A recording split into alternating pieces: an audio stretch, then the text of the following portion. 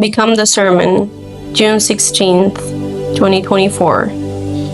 Why We Fall, Part 4. Keep secrets, limit how you talk. The heart of the righteous waits its answers, but the mouth of the wicked gushes evil.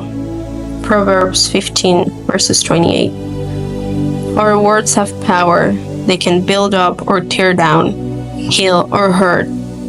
But often we speak without thinking, revealing secrets and sharing things we shouldn't.